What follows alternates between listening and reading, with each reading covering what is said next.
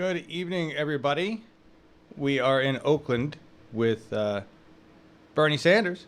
Right now, this is courtesy of ABC 7 Local, and we are waiting for them to get started here, watching the camera guy do fun stuff.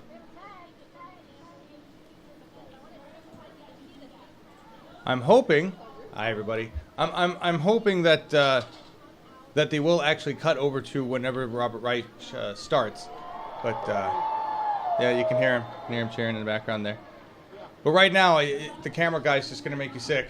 He's going all over the place. We're looking for the AB7 local stream because that's what we got here. This is coming from Bernie Sanders speeches and events. What were you trying to say, Scott? I'm just trying to figure out why he would be panning down if he knew they were alive. I have no idea. Maybe he's getting a set in a place. I think now they're bringing her back in. Take a look at live production.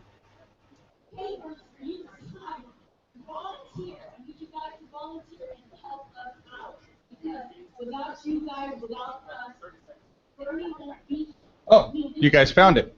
Hey, I'm slow. Give me 1 second, everybody. We got it here. Let me here, look at a card for 2 seconds, and we'll switch over to the full feed here. And again, we're still waiting for Senator Sanders to come out here. During this rally, during his speech, Senator Sanders is expected to touch on his familiar themes, that is free and public tuition for public universities, that is climate change and universal health care. Now, this rally was originally supposed to happen at about 7 o'clock tonight, but it was moved up because of the Warriors playoff game, Game 7, that is, against Oklahoma City Thunder. Live at Franco Gal Plaza, Lori Anthony. All right, really appreciate that little update, and I've got the direct source coming in live now from ABC7. Let me get that. Of course, he's also doing an interesting leg shot right now. There's a speaker up there, but for some reason I'm not interested in covering that speaker. So you're gonna look at me, which is sounds like she's still talking to somebody. Really, you don't want to see this camera shot. Does anybody have do we know? Is it better on any of the other channels? No. Here. Oh, they've killed did they kill audio on this? That's just pretty quiet. There we go. There we go.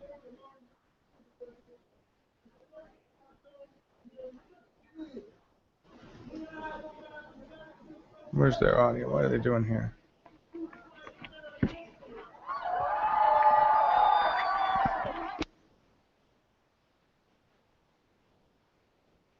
Why?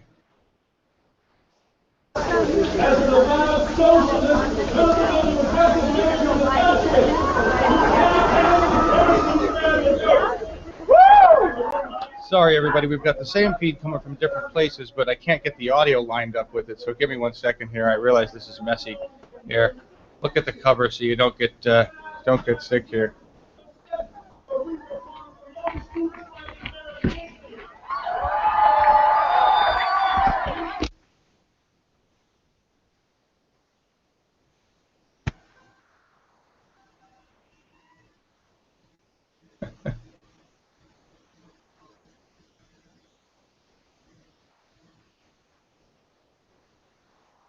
Bernie! Bernie! There we go. Bernie! Bernie!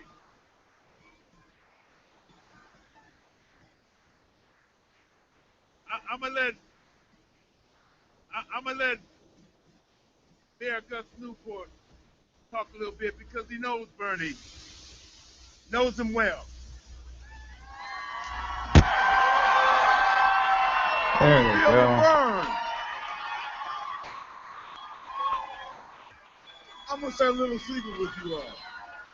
I've known Bernie Sanders for 46 years. Bernie! Bernie! Bernie!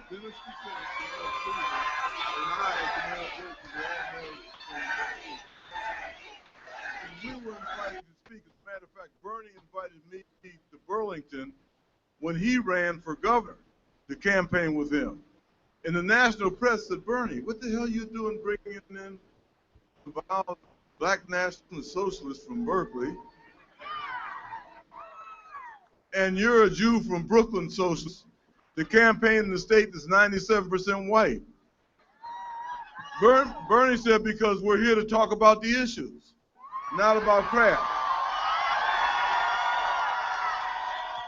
Does it get any better than that? Let me tell y'all another secret. I'm 81 years old. I've been voting for 60 years. And never in my lifetime have I had a chance to vote for anyone except somebody who was a lesser of two evils. Today I feel vindicated because we got the best, most intelligent, most creative, most lovely brother in the world. And let me tell you, we're going to get out to vote June 7th, and Bernie Sanders is going to be the president of these United States of America. Yeah. We've been with Bernie from South Carolina to Michigan. We've been with Bernie, all of you been with him along the way. We got here to California, and we know how important California is. We know we could do it. Yes, we can. We could do it. We've met with all communities. We just came back from Allen Temple in East Oakland, talking to the community, laying out a plan, telling the community the truth. That's what Bernie's about. Authentic. He's a truth teller, and that's what we need. More than anything, we talked about everything from the violence against young black and Hispanic young men. We talked about the issues around climate change and the impact that that's having on communities of color. We talked about that. He talked about everything. That's why Bernie's the person, and that's why we're here. And we're going to march. We're marching all the way to Philadelphia. We're marching all the way to Philadelphia. But I want to introduce you to the next speaker. Go ahead. Let me make you understand that under Bernie Sanders, no coal will be shipped out of the port of Oakland.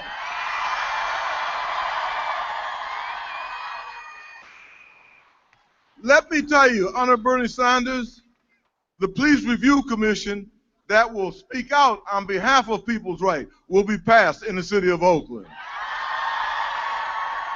Let me tell you, under Bernie Sanders, single-payer health care will be available to everybody. Bernie is the man. So our next person is going to come up here who's going to talk about the economy.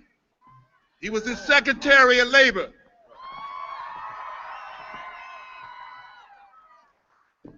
Under Clinton. But no, don't let that. He's a progressive. Don't let that tell you. He knows why we're in the fix we're in. He's talked about it. He's written about it. He's up-aired about it. He is the person that we want to hear you right here, right now. And that is former Secretary of Labor, Robert Reich.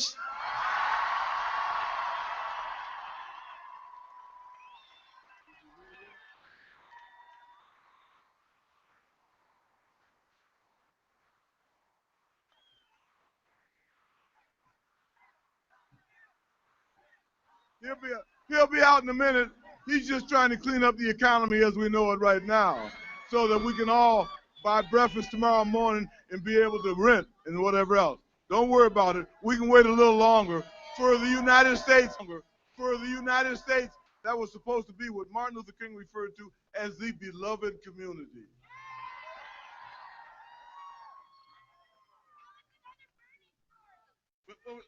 I don't have.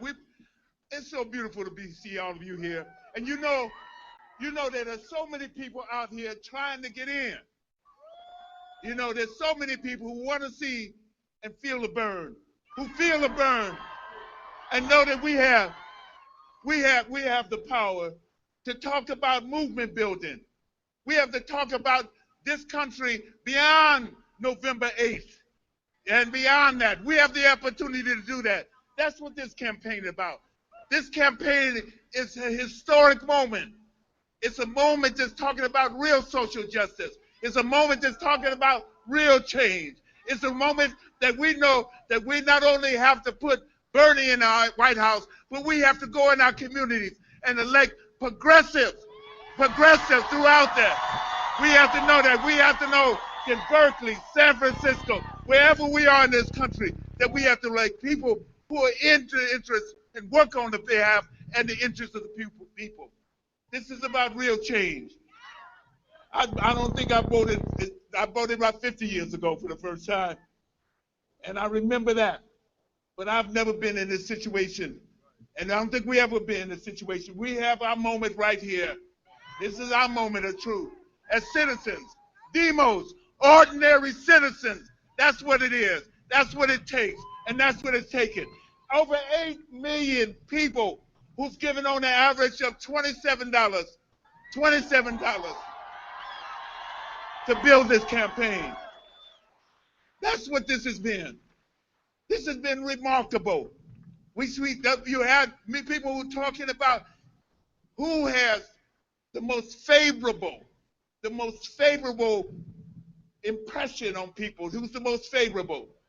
And that's what I posed. The polls have said that 83% of the people have a favorable interpretation and a favorable feeling about Bernie Sanders, and that's unheard of. And who beats Donald Trump by the biggest margin? Bernie Sanders. He's the most electable.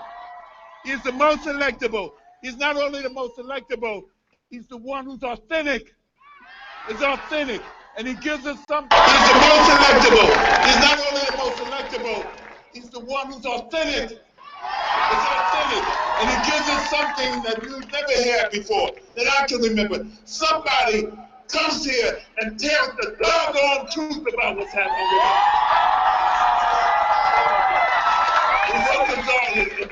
He's talking about an immigration policy, a just immigration policy. He's talking about all the things that we know about now. Now we have to go out and do the work. We have to do our work as citizens. So when you go to the polls on June 7th, that you're going to bring your mama, your grandmama, and as your grandmama, bring your grandmama. And take her to the polls. And we love all Muslims.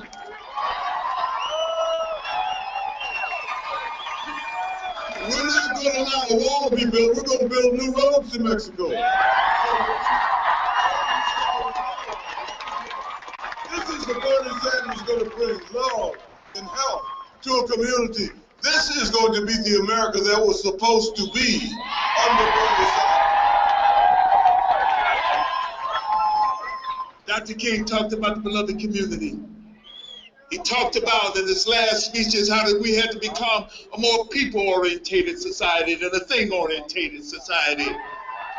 He talked about the three. The axis that he talked about was racism, materialism, and militarism.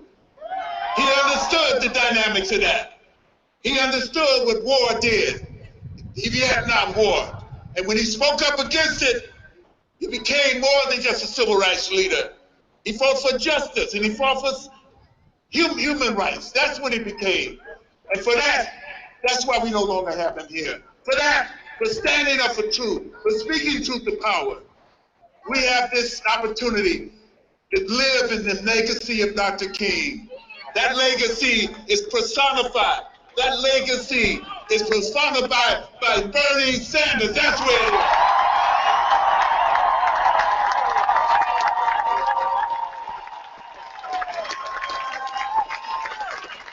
We've had this movement because people are hurting. They really hurting. We don't see them all the time. Those who come by, just pass by in the street. You can see the homelessness right here in West Oakland. You can see the homelessness on Division Street in San Francisco and all over San Francisco. You can see that. It's there. It's evident. But now we have someone who can talk about it and force us to do the right thing and do the right thing for justice. This moment is up.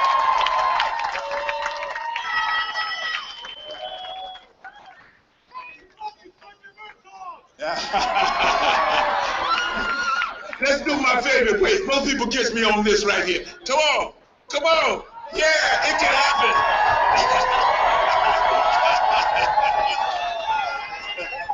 That's the one we're talking about.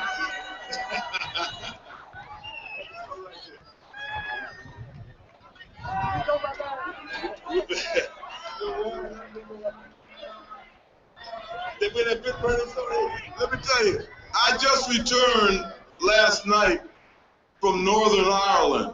I was there looking at the peace situation with people who go back to IRA, Sean Finman, whatever. And when I got on the bus to leave, one of the people from Northern Ireland said to me, "We want you to know that when one of our persons was in prison fasting and death row, Bernie Sanders was the only one in the Congress of the United States who wrote a letter to Margaret Thatcher asking to give peace and resolution to this brother." Bernie Sanders.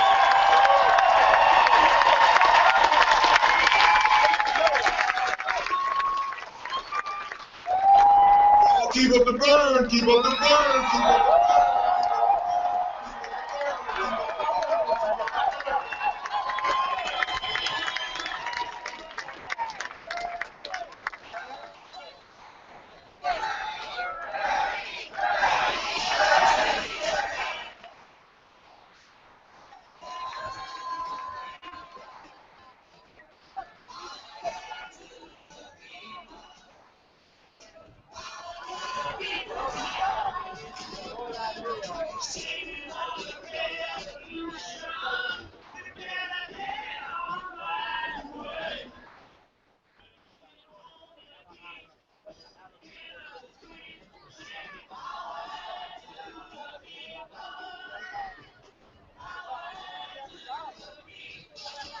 I want to say thank you to local ABC 7 News for bringing us this beautiful feed.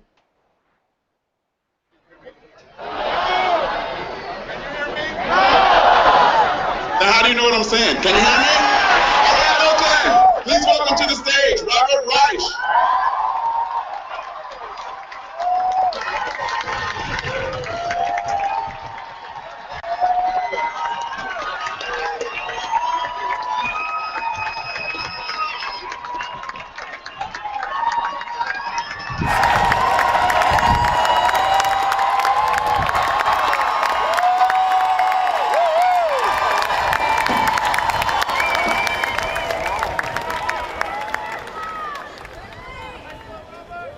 I'll be short.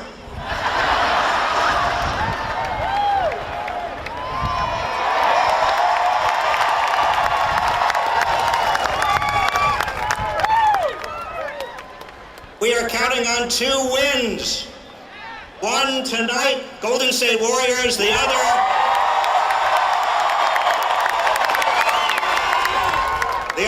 a week from tomorrow in California, Bernie Sanders.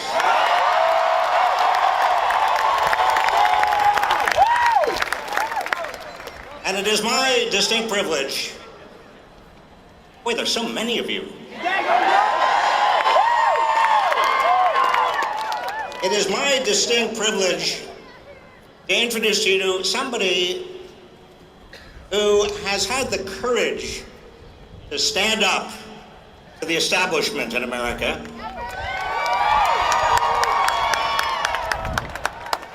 And to tell them and to tell America what is really happening. That is that the concentration of income and wealth and political power in this country is undermining both our economy and also eroding our democracy.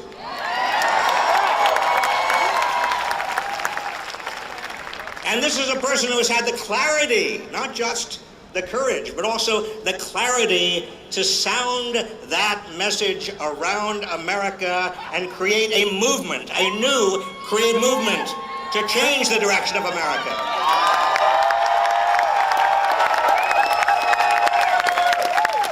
And this is a person who has had the commitment, not just the courage and clarity, but also the commitment to make sure that Americans know that unless we reverse what is happening in terms of the undermining of our democracy and economy, we cannot get on with anything else that we hold dear and important. We cannot deal with workers' rights. We can't expand the middle class. We can't reduce poverty. We cannot deal with climate change. We can't deal with any of the other problems, racism and genderism and everything else that is affecting America, unless we reclaim our democracy and our economy.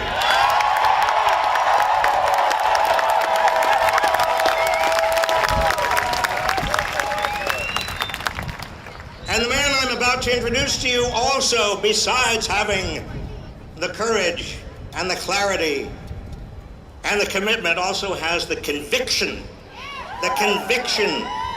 to get all of this done. And that is hard to find. This is a man I've admired for so many, many years. And let me just tell you something very profoundly. It's great to have a rally this size, but it's even more important to vote. And so, have you or will you be voting for Bernie Sanders next Tuesday?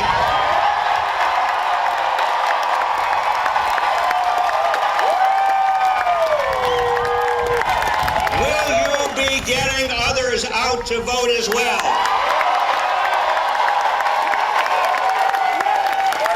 Do you feel the burn? Well, in that case, I've got good news for you. Because I'm now about to introduce to you the person who all of us want to see as the next president of the United States of America, Senator Bernie Sanders.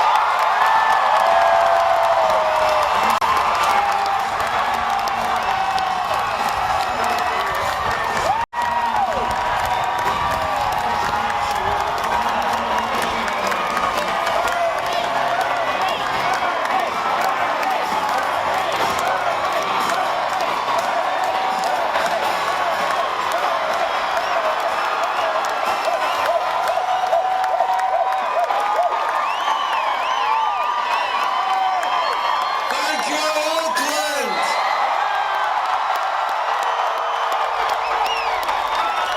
Now, the first thing I need to know is, do I have the right hat?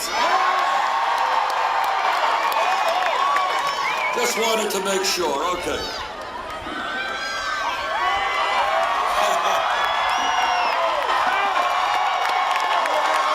All right, here we go. That's right.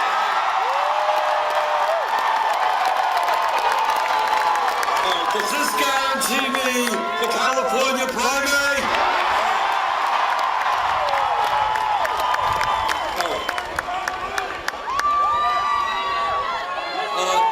Let me thank all of you for coming out, and let me thank Danny Glover. You know, Danny is not only one of the best-known actors, one of the great actors in our country. Some of you may not know that he has spent decades of his life fighting for economic, social, and environmental justice. So I thank Danny for all that he's done. And let me thank somebody I've known for many decades, and that is Bob Reich. Bob now teaches at UCal at Berkeley.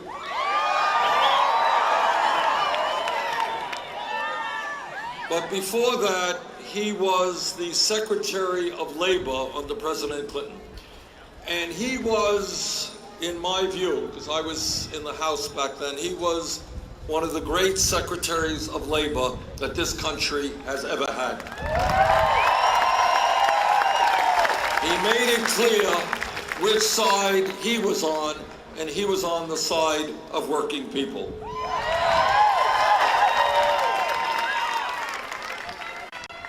When we began this campaign a little over a year ago, the pundits had determined in their never-ending wisdom, never-failing wisdom, that our campaign was going to be a fringe campaign. Yes, Bernie Sanders combs his hair the way a president should. And it's true, he wears $4,000 suits, that's true. Just kidding, $99 I think is what it was.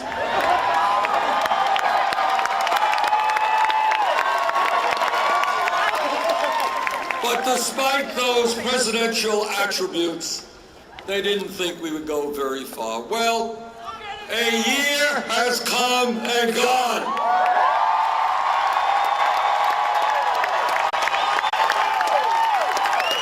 And up till now, we have won the primaries and caucuses in 20 states in this country.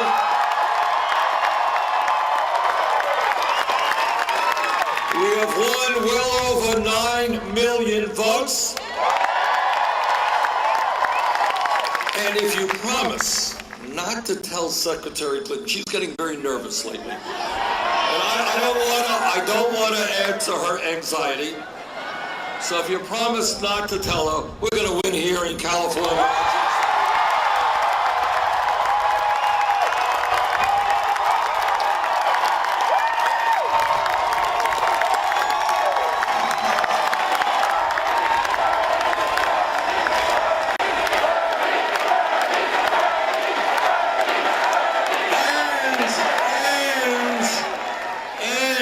There is a large voter turnout, we are going to capture a very good majority of the 475 pledged delegates that are up.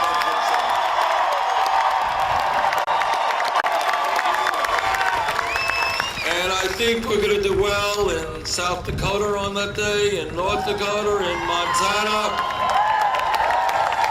in New Mexico, and New Jersey as well. And if we can win here in California, our largest state, one of our most progressive states, we will go into the Democratic convention with a great deal of momentum, and we will come out with the nomination.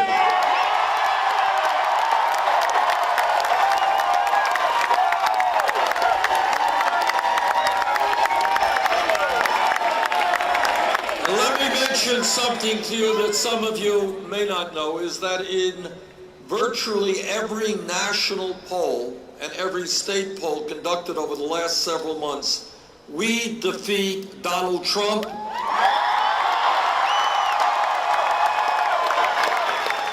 And often by big margins. Here in California, there was a poll the other day. We were ahead of him by 17 points. And the point that I will be making to the Democratic convention is that in virtually every state and national poll, we do much better against Trump than does Secretary Clinton.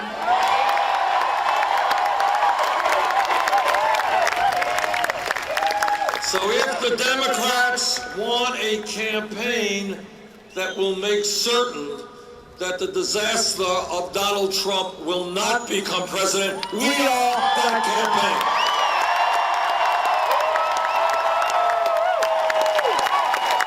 And we are that campaign not just because polls show us winning. More importantly, it is because of you and millions of other Americans who are now prepared to stand up, fight back, and get engaged in the political process.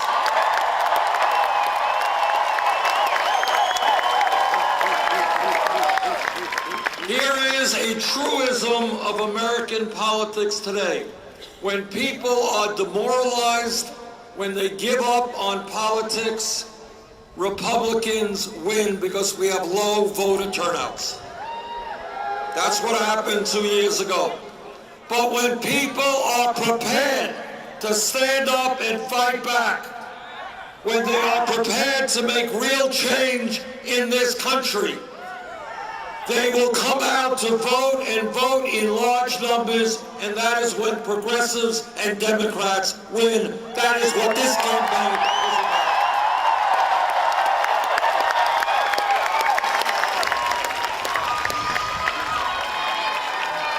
Let me mention something else to you which really makes me feel absolutely terrific, and that is that's true too. That was an inside joke. The rest of you didn't hear that. And that is that in primary after primary and caucus after caucus, we win, often overwhelmingly, the votes of young people.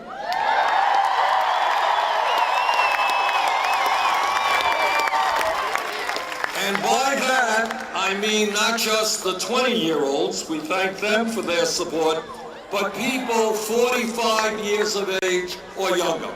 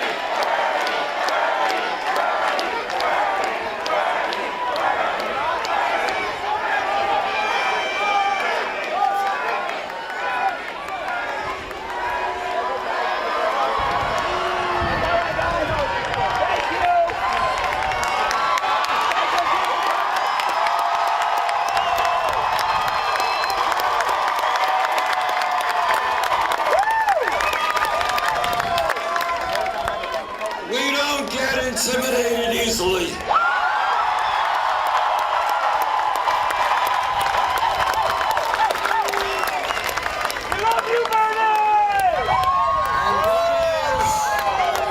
What is extraordinary about this process so far and winning the votes of young people, it tells me that our message of social justice, economic justice, racial justice, environmental justice,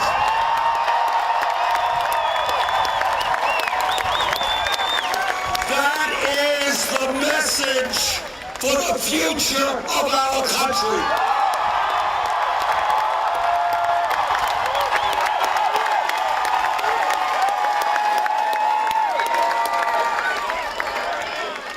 Our message in this campaign is to bring people together.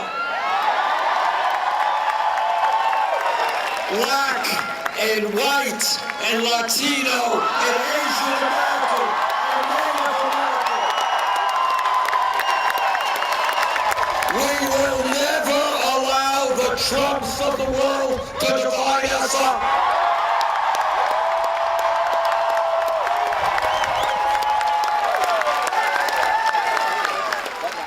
And this campaign is going to win because we're doing something very unusual in contemporary American politics. We're telling the truth.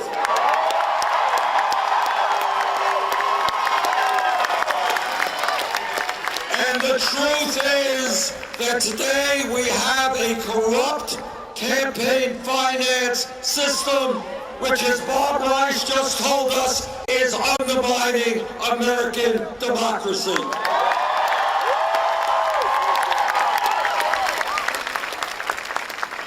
Democracy is not a complicated concept. It is one person, one vote, not billionaires buying elections.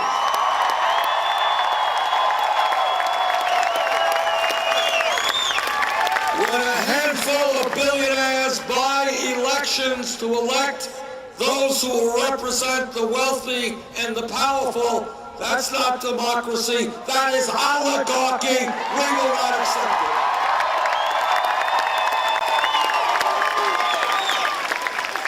But it's not just the corrupt campaign finance system that we are going to end. It is a rigged economy. A rigged economy is when today the top 0.1% now own almost as much wealth as the bottom 90%. A rigged economy is when the 20 wealthiest people own more wealth than the bottom half of America, 150 million people.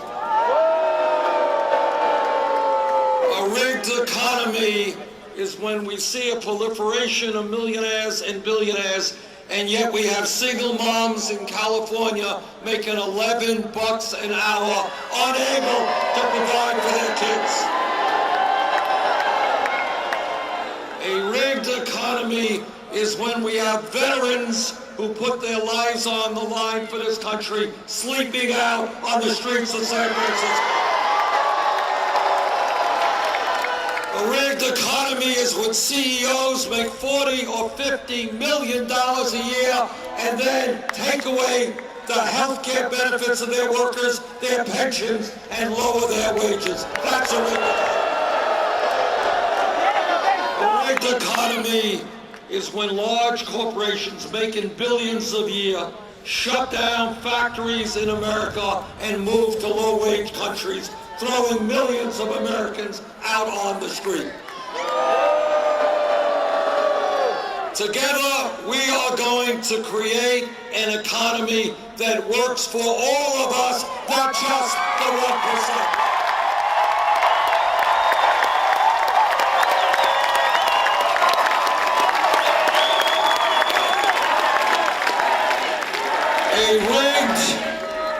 This campaign is also going to end a broken criminal justice system.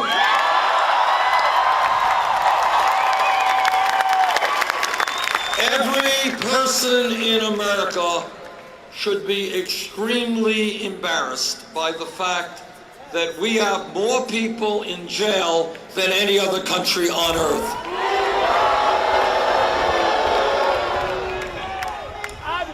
It is not acceptable to me, and I think to you, that in America today, we have 2.2 million people behind bars, and we're spending $80 billion a year to lock them up. In inner cities and in rural communities, we have unemployment rates for young people of 30, 40, 50%. And when kids are hanging out on street corners without jobs and not being in school, bad things can happen. That is why I believe we should invest in our young people in jobs and education.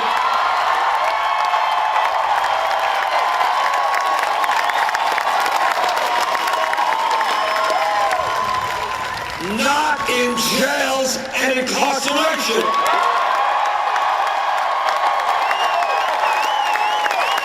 I want and you want our kids to be in school or working at meaningful jobs, not rotting in jail cells.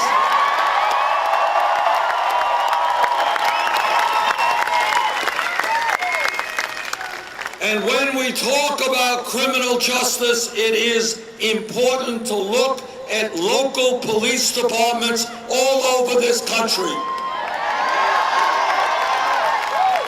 I was a mayor in Burlington, Vermont for 8 years. I worked with the police there, and I worked with police all over this country, and the vast majority of police officers are honest, hardworking, and have a very difficult job to do. But like any other public official, when a police officer breaks the law that officer must be held accountable.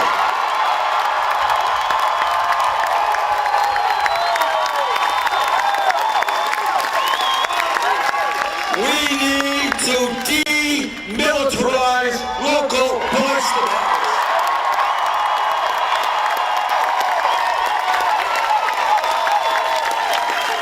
We need to make police departments reflect the diversity of the communities they serve. We need to end corporate ownership of prisons and detention centers.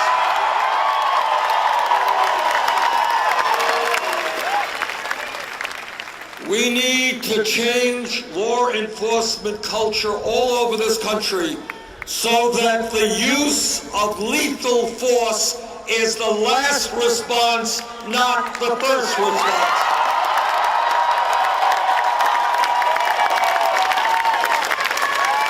We need to rethink the so-called war on drugs. Over the last 30 years, millions of Americans have received police records for possession of marijuana. And if you are a 19-year-old kid applying for a job, having that police record does not help you get that job. Right now, under the Federal Controlled Substance Act, marijuana is listed as a Schedule I drug, right next to the killer drug heroin. If elected president, we will take marijuana out of the Federal Controlled Substance.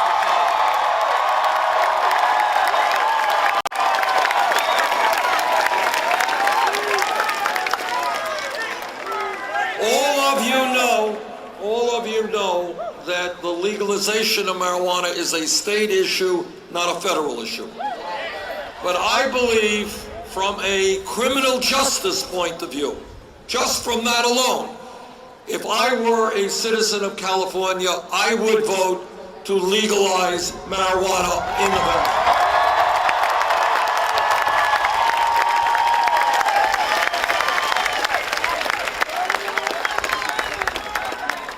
This campaign also understands that when we talk about drugs, we all have got to appreciate we have a major crisis in this country in terms of opiate and heroin addiction.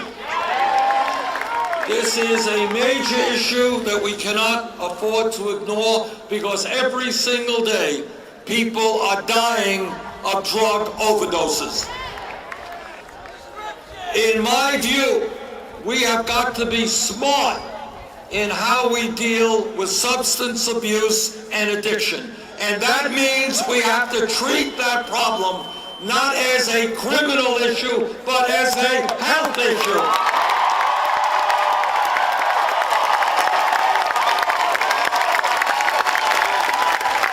And that means we need a revolution in mental health treatment in this country.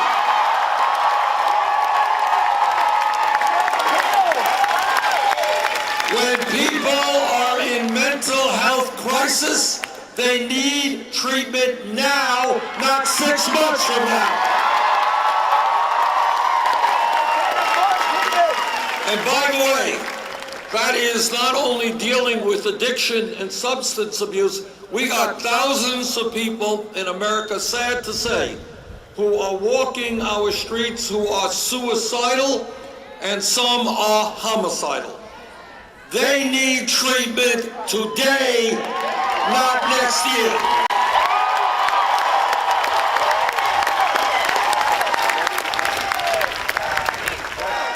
This campaign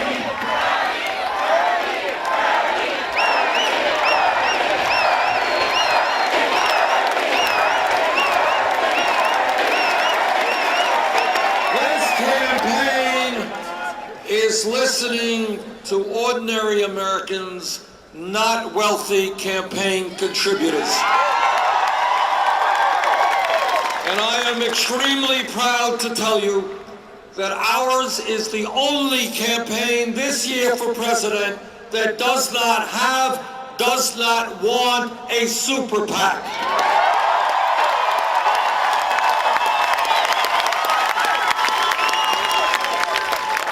We do not represent Wall Street or the billionaire class. We don't want their money.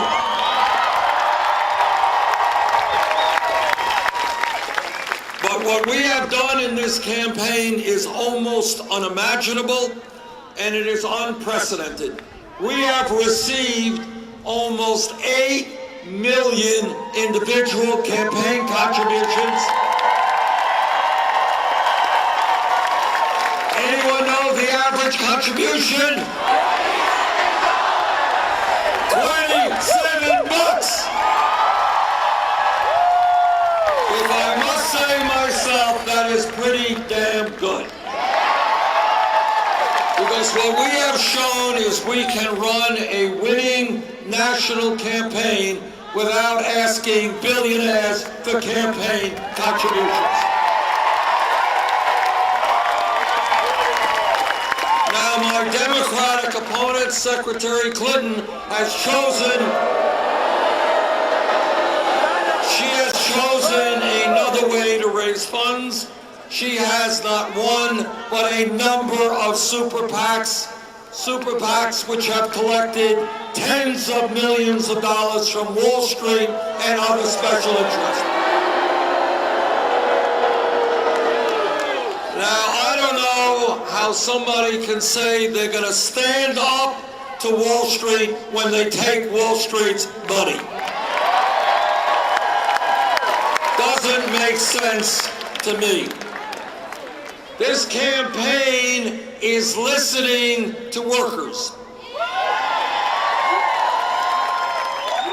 And I am proud to see the nurses union here today.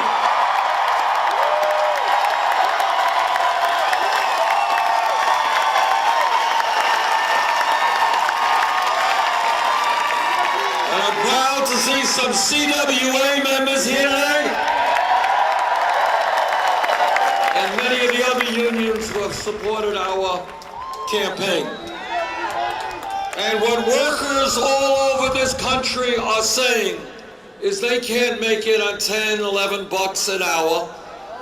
They can't make it on the $12 an hour that Secretary Clinton wants to see.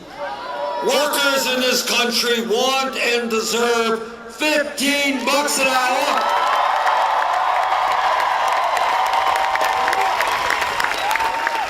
And the right to form a union.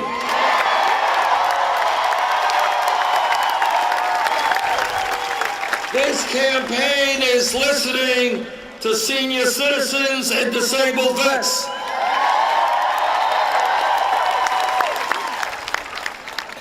Republicans want to cut Social Security. We're not going to cut Social Security. We're going to expand Social Security.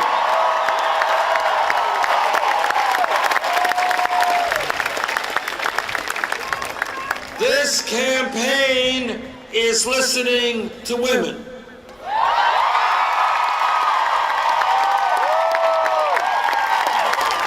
And women are telling me and America they are tired of working for 79 cents on the dollar.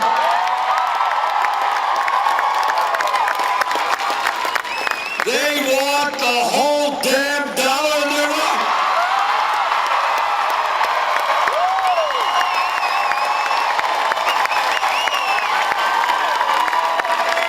And I know that every man here today will stand with the women in the fight for their equity.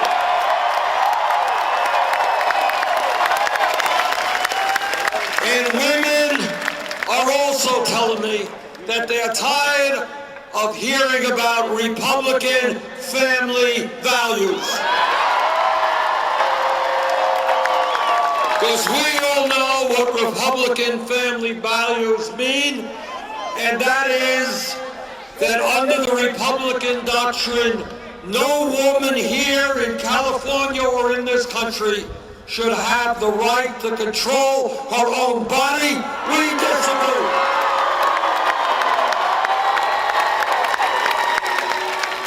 And under Republican family values, they are telling us that our gay brothers and sisters should not have the right to marry. We disagree. Jane and I have been married for 28 years. That's true. I don't know how she has stood me for 28 years, but she has, and I appreciate that. And we believe in family values very strongly, but our family values very, very different than Republican family values. And our values are about ending the international disgrace in which the United States is the only major country on earth not to guarantee paid family and medical leave.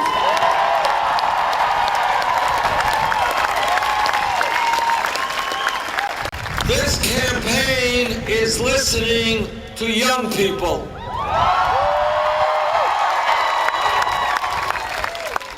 And what young people are asking me is, how does it happen that after they do the right thing, they go out and get the best education they can? How does it happen they end $30,000, $50,000, $70,000 in debt?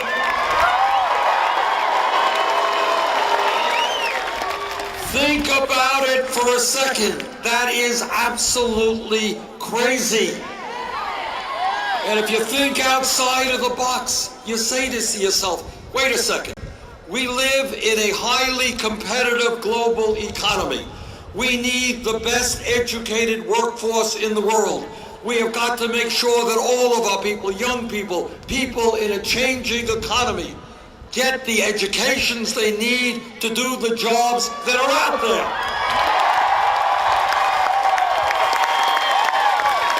Why in God's name are we punishing people for getting an education? We should be rewarding people, not punishing them. Now, I grew up in a family, didn't have a lot of money. My parents never went to college. And that is the situation with millions of kids today. I want to see in America every child, regardless of the income of his or her family, if that kid does well in school, if that kid takes school seriously, I want to see that child being able to get a college education regardless of the income.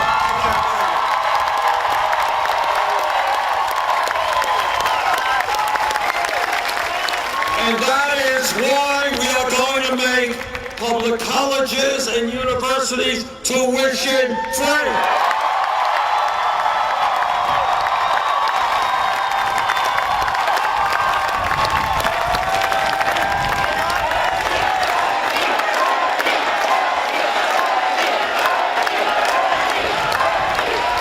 That is what America is supposed to be about. That you can get all of the education you need regardless of the income of your family. How many people here are carrying student debt right now? Whoa. It's a lot of people. For those millions of people who are carrying student debt, what we will fight for is to allow those people to refinance their loans at the lowest interest rates they can pay.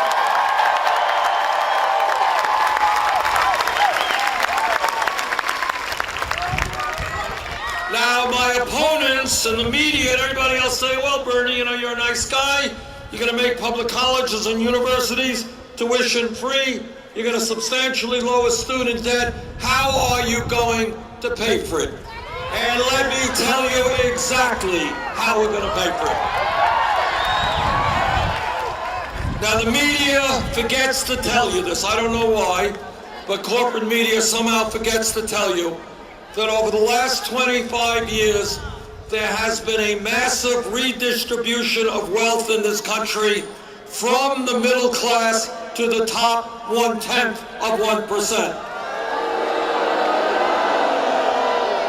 Well, for a start, we're going to redistribute that wealth back down to working families.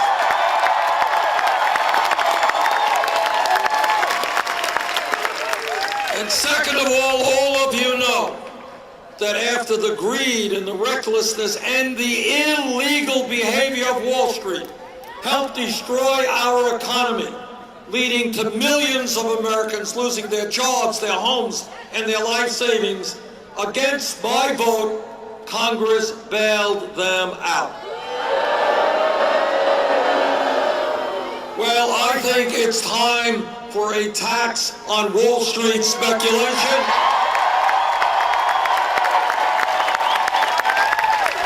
The middle class bailed out Wall Street. Now it's Wall Street's time to help the middle class in this country.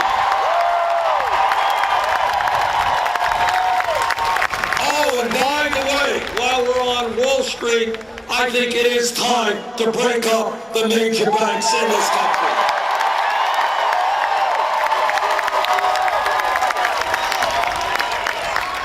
This campaign is listening to the Latino community.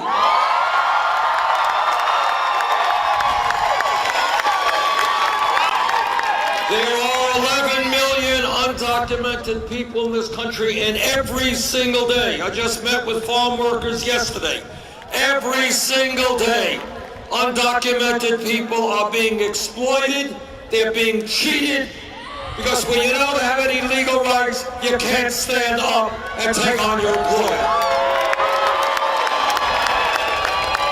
The time is long overdue for us to pass comprehensive immigration reform and a path toward citizenship.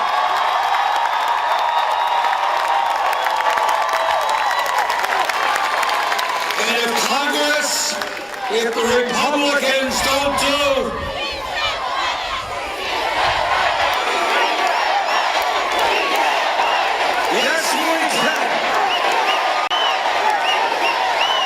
And if the Republicans don't do their job and repair a broken immigration system, I will use the executive powers of the White House to do all that I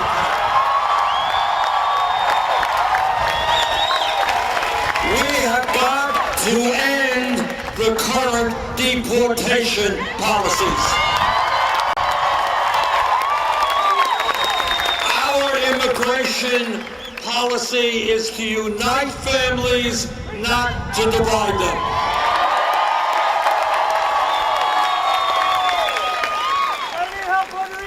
This campaign is listening to the African American community. I have been all over this country in this campaign. I've been to Flint, Michigan, where I've talked to parents whose children were poisoned by lead in the water. I've been to Detroit, Michigan, where the public school system there is now on the verge of fiscal collapse.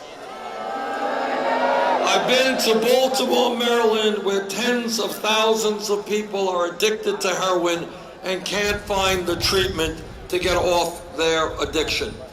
I have been to inner cities where there are no grocery stores, where there are no bank branches, so if you want to cash a check, you go to a payday lender and pay some usurious interest rates. And what the African American community is asking me is, how does it happen that we could invest trillions of dollars, fighting a war in Iraq we never should have gotten into.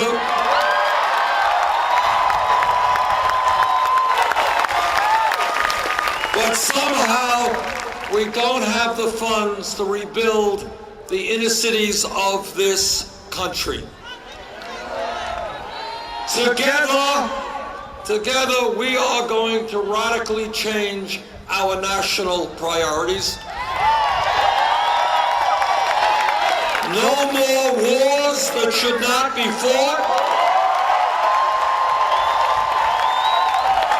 No more tax breaks for billionaires and profitable corporations.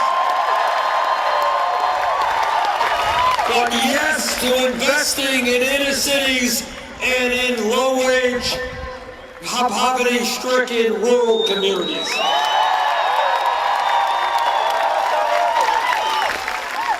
And this campaign is listening to a group of people whose pain is almost never heard from, and that is the Native American people.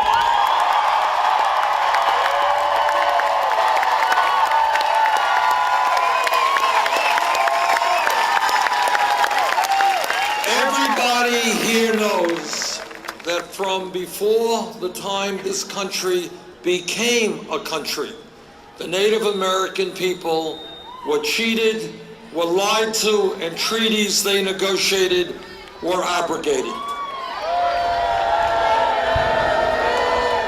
And the truth is that our culture today owes the Native American people a debt of gratitude that we can never fully repay.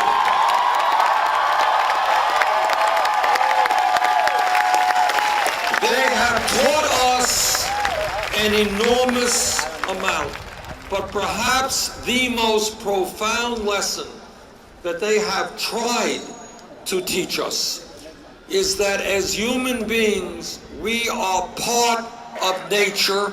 We must live with nature.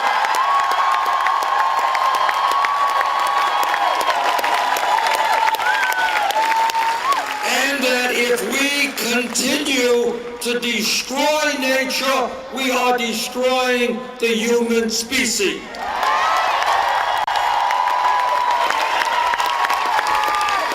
And yet, despite all they have done for our country, on Native American reservations and their communities all over this country, poverty and unemployment are sky high.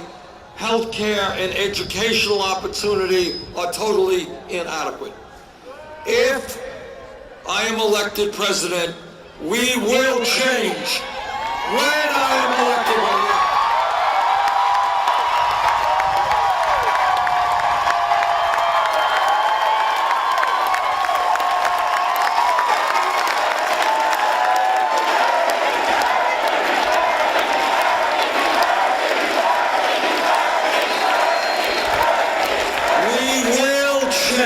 the federal government's relationship to the Native American community. Now, I am a member of the U.S. Senate Committee on the Environment. And in that capacity, I have talked to scientists all over this country and all over the world. Now, I recognize that all of the scientists who have studied this issue for decades are not quite as smart as Donald Trump. I got that. Because I know that Donald Trump, after years of intensive study, has concluded that there is no drought in California.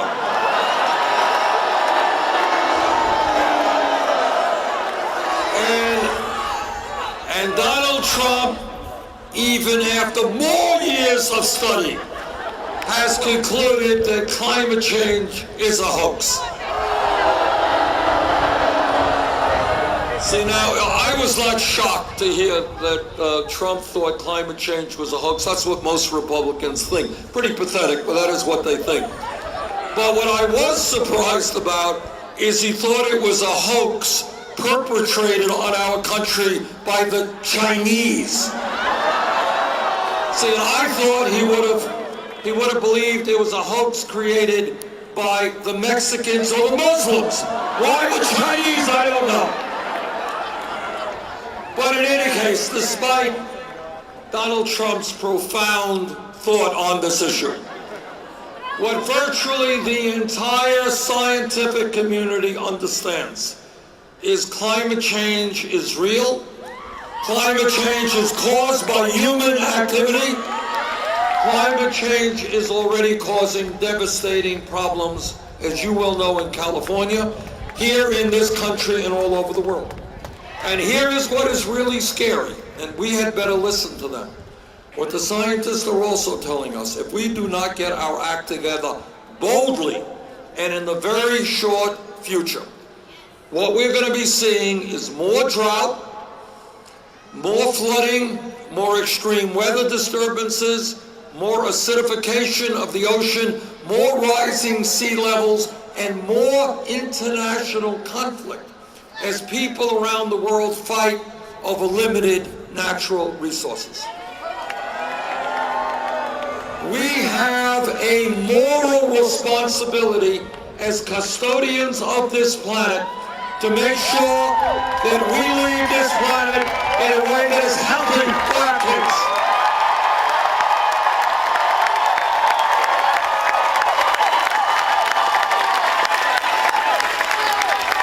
And what that means is having the guts to take on the fossil fuel industry, to transform our energy system away from fossil fuel to energy efficiency and sustainable energy, and to tell the oil and coal companies that their short-term profits are not more important than the future of this planet.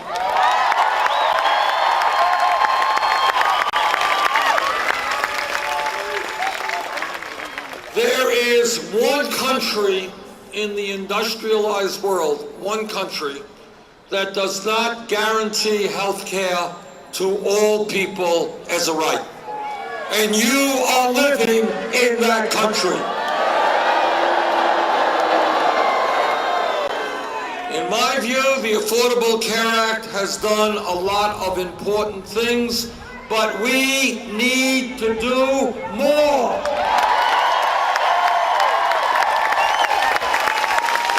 Not acceptable that 28 million people today have no health insurance, that many of you are underinsured with high deductibles and high co-payments,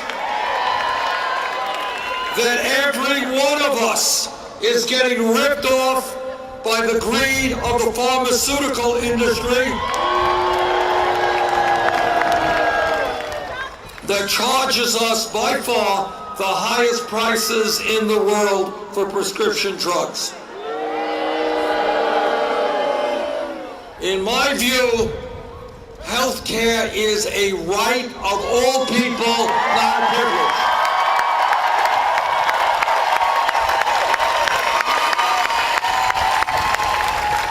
And I am very proud to stand with National Nurses United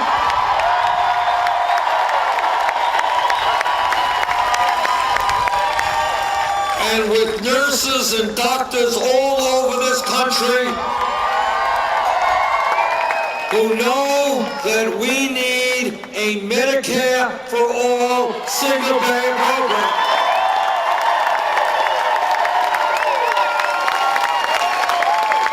And by the way, when we do that, we're going to save the average middle-class family thousands of dollars a year on their health care costs. Brothers and sisters, I think everybody here knows a very profound lesson of American history. And that lesson is that real change never takes place from the top on down. It is always from the bottom on up.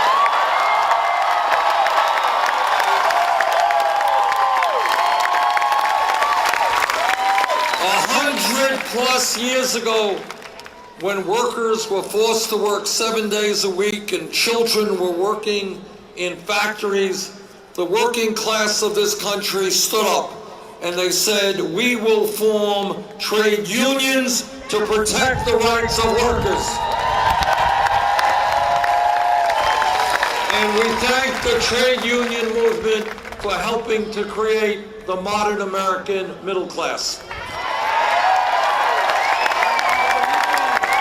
150 years ago, amidst the abomination of slavery, African Americans and their allies fought back and they looked to the future and they said that the day will come in this country when we will rid ourselves of racism and bigotry and segregation.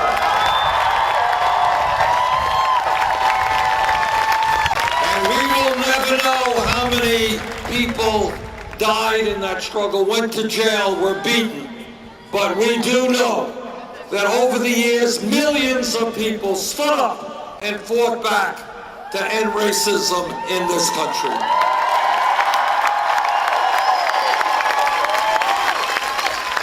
The children often do not know this, but 100 years ago in this country, women did not have the right to vote. They could not get the education or the jobs they wanted. But women stood up, fought back.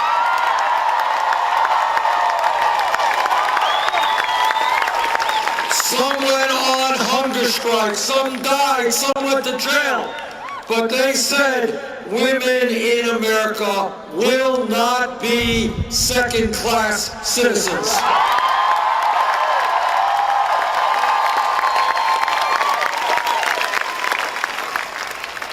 If we were here in Oakland 10 years ago and somebody jumped up and said, Bernie, you know, I think gay marriage will be legal in every state in this country by 2015. Person next to him would have said, you're crazy. There's too much homophobia, there's too much bigotry, too much hatred, it cannot happen. But the gay community and their straight allies stood up, fought back.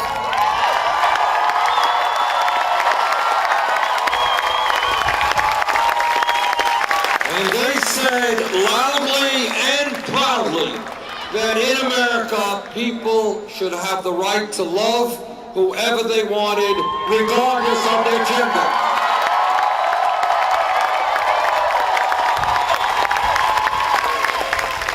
And if we were here 5 years ago, no time at all, somebody jumped up and she said, you know, I think that in a few years, we're going to raise the minimum wage from the starvation $7.25 minimum wage to $15 an hour.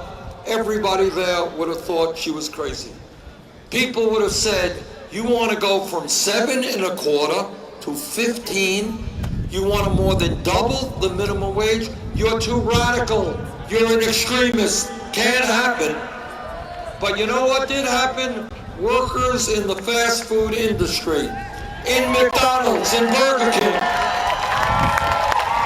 they went out on strike and they told the world that they can't make it on $7.25.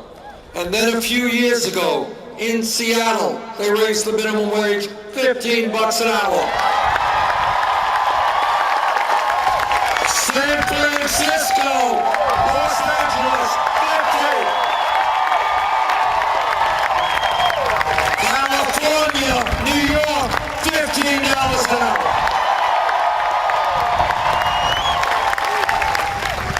What is my point? My point is that what seems impossible today, in fact, happens when millions of people demand that it happens.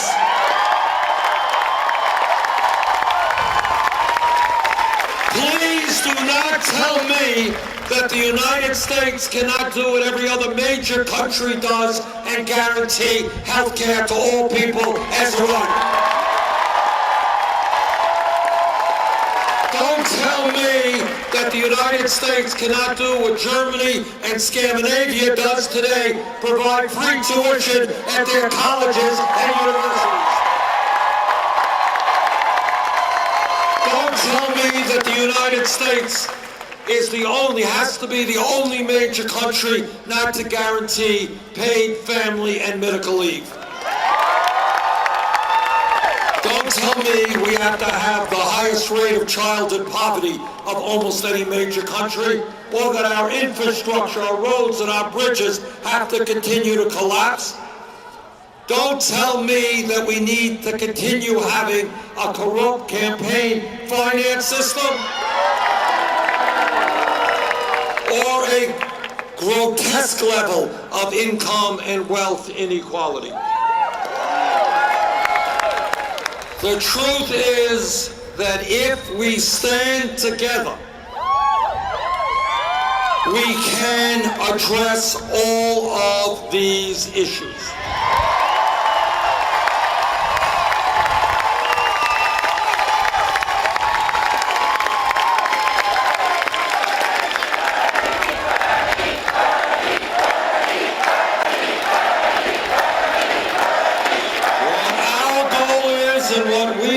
To do is create a government that works for all of us, not just the 1%.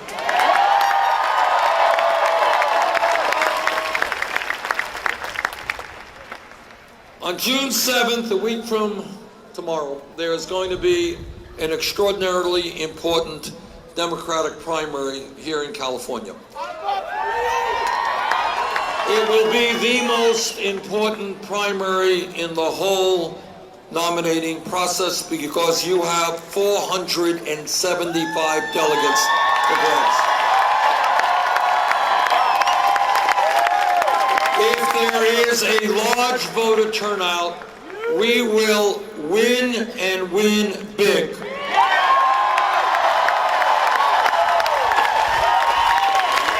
So on June 7th, let us together create the largest voter turnout in Democratic primary history.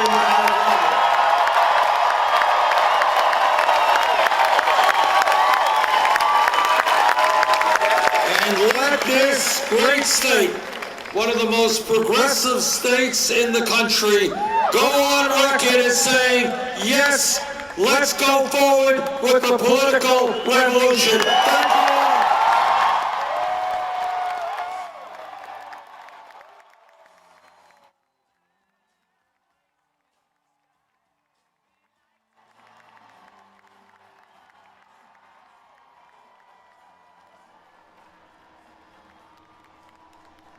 Bernie Sanders burning it up live in Oakland. An estimated 26,000. I've seen people say somewhere upwards of 60. I don't think that's the case, although the area that they're in is huge. So let's look at this pan shot here from ABC 7 Local. I want to say thank you to them so much. Local stations, including Fox, have been fantastic about providing coverage of Bernie Sanders. It's the national coverage that generally is not allowed to be used. But that is a huge crowd. And I did see some Twitter feeds earlier of just lines, incredible lines. He was late, as he tends to be late now on a regular basis, especially running through California, because he addresses the overflow crowd. So many people come to see this man that he has to take the time to do a little mini speech. So he probably does, 2 or 3 extra speeches in a day on top of the 3 or 4 events he's already doing. This man is incredible. If you want to talk about somebody who actually is going to work for the people and not waste our money and our time, that would be Bernie Sanders. And great crowd. Thank you all for being here. A lot of people here. Holy cow, a lot of people here today. And, well, Scott, you want to talk about what happened there? That was funkiness there with the Secret Service. Yeah, I was actually listening and not watching at that moment. when I came back to viewing, I saw the Secret Service on the stage with them, and the Secret Service agent standing in front. So I guess there was a protester or something. I'm not sure what happened. Hang on, I'm getting Scott framed up here, guys.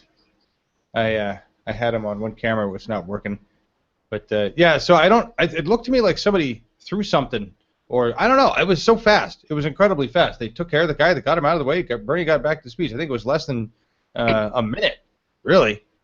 And so it was pretty incredible. I think it was probably longer because I noticed the silence for a while, and that's when I came back to watch. Oh, okay. See, I was gone. So unfortunately, I was just coming back as I see this Secret Service guy run across the thing just as fast as possible. And here's what's interesting. And I was thinking about what you had said to me about the way things appear when they're going down, when people are doing things. It looked like he was hauling off on this guy, all right? But he wasn't.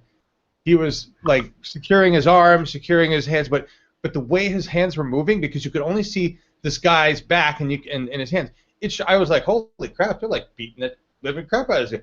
But when they picked him up, he didn't look, he's whatever. And then they carried him off stretcher style, which seems to be the way. I thought they handled it as well as you could. Who in the audience can tell us what did they do? Do you know? Did anybody see what happened? 2 protesters, 1 guy, 1 woman. Yeah, it gave me a heart attack too. I want to say thank you very much to the Secret Service for doing a fine job there. I don't know what those people were doing. 3 people were escorted out. Now we're getting a whole bunch of I don't know. But that's going to continue. That's going to continue to happen. We had some. I don't know if you saw the breaking. I don't call it breaking news, but an interesting post on Breitbart. So, okay, but the author, Frank, whatever his name is, the author of the HuffPost article, Hillary Clinton to be indicted, racketeering charges, speaking out on Breitbart about how they pulled his article. So, interesting. I haven't read it yet. I don't know what kind of credence to put to it. What do you think, Scott? I haven't read either article yet. I need to read the. It's just a summary of all of the pundit information and a nice reviewing of the data. Just saying, look, this is evident that it should be a racketeering charge, but it doesn't. They pulled it because of why they pulled it. I mean, but that same article has been reproduced in 2 other blogs. We had that guy that do the video about it. We know there's more transcripts to come. My question to you, Scott, is do you think Robert Reich would have written the blog he wrote last week had the leaks happened before that? Because doesn't that kind of change the game on his mind? He definitely didn't say anything about Hillary Clinton in his conversation. People were worried about him booing. What do you think? Would it have made a difference? I don't think Robert Reich has always been in the position that he's going to vote for whoever the nominee is. All right, so he's not a Bernie or bust. He hasn't been from the beginning. All right, well, a lot of people were speculating. What? I interviewed him at the Working People's Summit in Ames last March or whatever, and I couldn't get him to say anything critical of Hillary then. It was the same time I interviewed Larry Cohen. Oh, really? Wow. And they wouldn't say anything critical. But then Larry Cohen changed when his retirement came. He retired in June. I interviewed him in March or April, I think, or something. And as soon as he retired, he started volunteering full time for Bernie, and then interviewing afterwards, I could get him to say things about her position on the TPP and stuff. But prior to that, he still had hope that she'd come around and make the right decision. Wow. Wow. Well. But he had to, actually. He was representing the union, and he didn't want to alienate someone who would be could be making that decision, and he wanted to continue to try to influence her to make the right decision. Right, right. No, I get it. I'm not. He's. I understand where he's coming from. I don't really care what he says because he's not going to change my opinion on things. And I think with what's coming down the pike, it really won't matter. But he's still encouraging because he hits a demographic and he hits a group, like you said, the unions. He hits those people they're still bringing him into Bernie. We don't have to worry about deciding for Hillary right now, do we? We don't. It's going to be pretty crazy by the time we get through all the rest of the transcripts released to see what actually goes down, whether Comey actually recommends indictment, whether that even comes out at all at this point.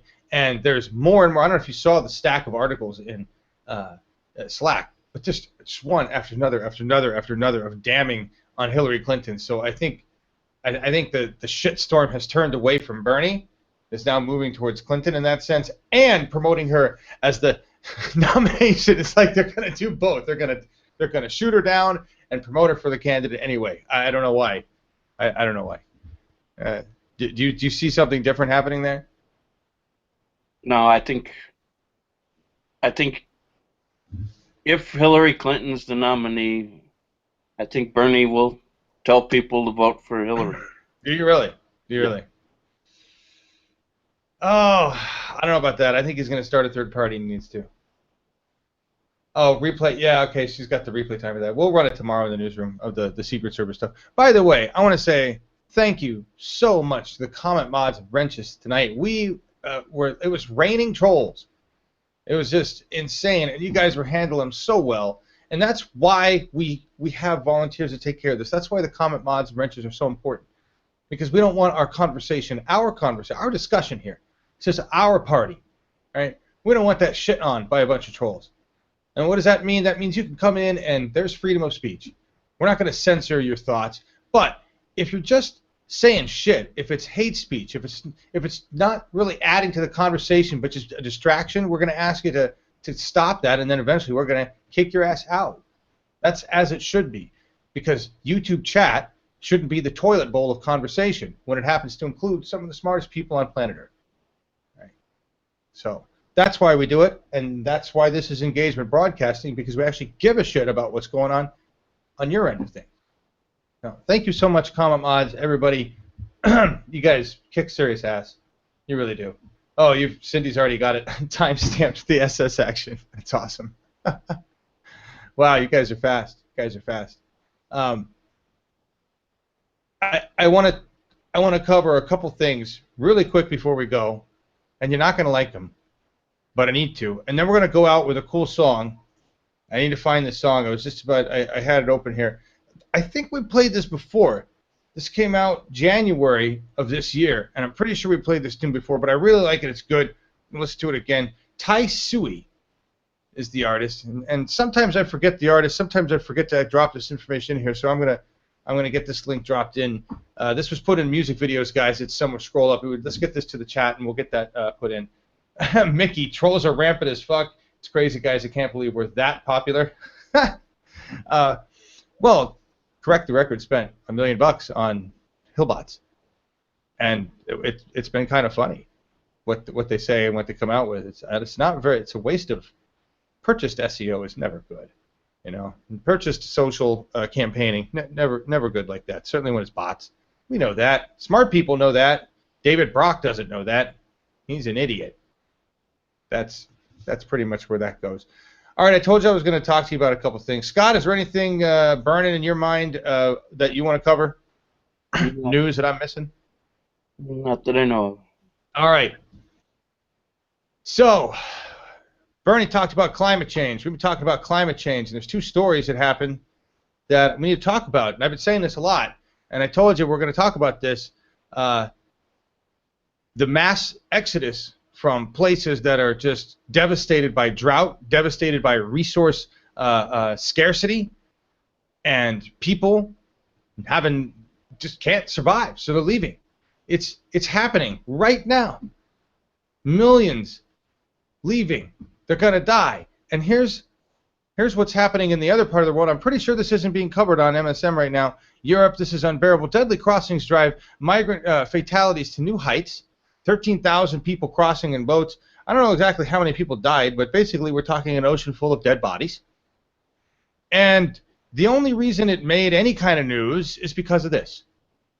This picture in the HuffPost of a German rescue worker holding one of the babies. Yes, children, babies. So while we sit over here in the United States and our politicians jerk off about what to do on climate change and talk about the great strides they've made by signing a non-binding agreement called the Paris Climate Agreement, which does nothing, means nothing, and will have zero effect on anything. There are people trying to cross oceans. We're not talking about it. We're not doing anything about it. They're dying because their land has no water, is inhospitable because of us, because of ExxonMobil, because of fracking, because of the fossil fuel industry, because of Hillary Clinton. And that is the truth. And that is why 7 days a week we bust our asses to get Bernie Sanders in office so we can fix this shit fast. Because I don't want an ocean full of dead children as my legacy and as an American citizen. That's not okay with me. I doubt it's okay with you. So, that's your sad news, and I just had to share that with you, because what we're fighting for is real, and when we talk about political revolution, it's not some cute euphemism for a political party, and when we talk about fighting with force and protesting and being loud and not hurting people, but demanding change, we walk a fine line. And we can't back down. We can't be passive about walking that line. We have to be aggressive. Aggressive to the point where the establishment fears us. Because that's where we take control. And right now it's the other way around. And it should never, ever, ever be that way again.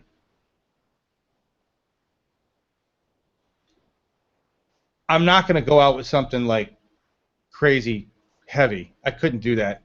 So we're going to go out with this Taisui piece, which I don't think is heavy. I think it's just a nice Bernie song. But stand strong. Be relentless. We're not done. We got a long way to go. We'll see you tomorrow at 9 a.m. Pacific, noon Eastern for the Real Newsroom. And then we've got a rally after that. Stand strong. Feel the burn, everybody.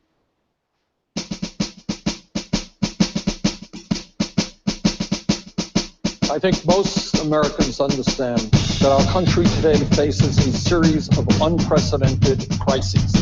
Unless millions of people begin to stand up to the billionaire class that has so much power over our economy and our political life. It's time for explanation on the reevaluation. The climate, it's a changing and we're ruled by corporation. We've got healthcare deprivation and color separation. There's no consideration for the future generation. We have the capability to end the rich supremacy for wealth accountability and equal opportunity. To move forward progressively, to take responsibility for greed against humanity. The strength within our unity. Feel the burn.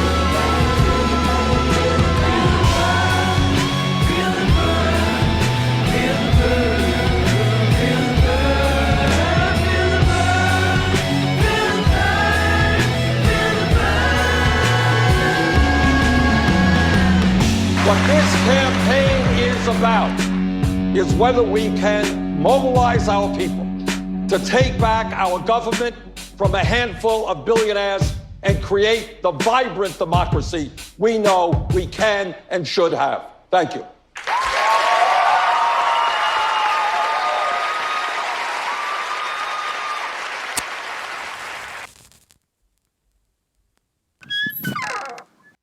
Huge